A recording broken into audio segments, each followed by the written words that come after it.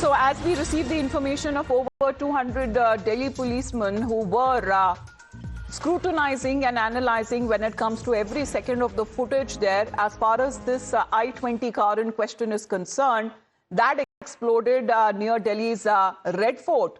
And who was behind the wheels as far as the occupant is concerned? What has now been suspected that it was the same Dr. Omar who had fled right after the Jammu and Kashmir police swooped in and arrested multiple doctors in the terror module.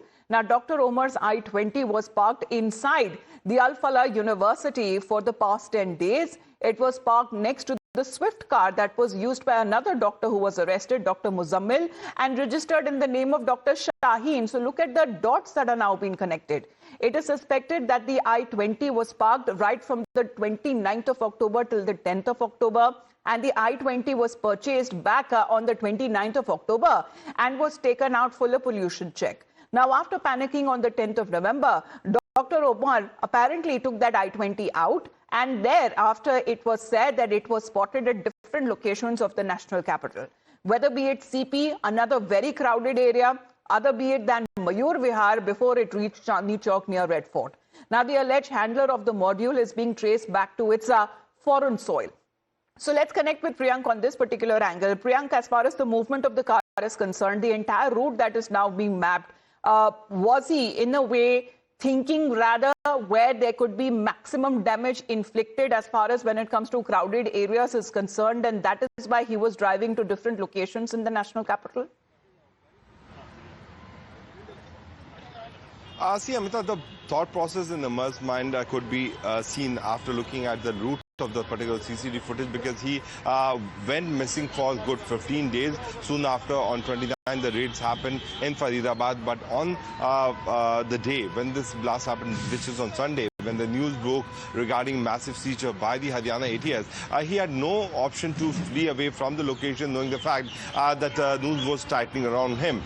Now, looking at the track, we can clearly see that he entered from Badarpur side and then went towards CP. He had gone to the Sunehri Bagh Mosque parking also. Probably he went out of, came out of the car also. And later to that, he took his vehicle towards the Red Fort, thinking that there could be huge gathering and people could be there, and he wanted to show something big. But unfortunately for him, it was a Monday, it was closed, and no massive public movement could have been spotted there. Right from this, if you can see, if my video journalist will zoom in, we are on the other side of this particular stretch. Right below this particular board is the parking, and from gate number 1 side, he took out his vehicle, and then this blast happened. So all these pieces of investigation are being tracked together by the agencies, but it is a known fact that Umar was hiding for 15 days. Then he came out, knowing the fact that the news has already coming out in public domain, and later that he, in desperation, committed this kind of fact. The forensic team has been told by the Ministry of Home Affairs to give their sample as soon as possible. Because the DNA sample... Suggest one quick question with you was, as far as when it comes to this blast is concerned, what has now been said? Was it deliberate or was it accidental? See, so far it happened because of panic.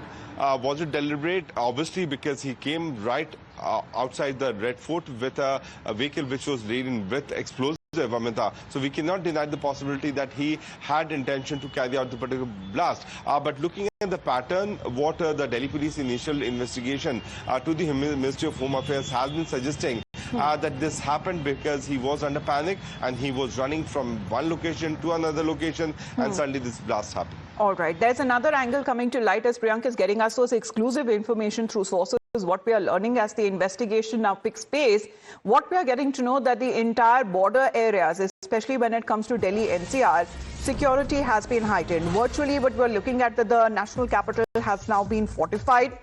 And not just that, when it comes to our highly sensitive zones, we are looking at tightened vigil, and other states and metro cities, we are looking at heightened activity on part of the police, where regular checks and random checks rather are now being carried out, where all of the vehicular movement is said to be under scanner. Where we are looking at, as far as the Ghazipur border now is concerned, Priyank, multiple of these vehicles are being checked as the strict vigilance has now been deployed.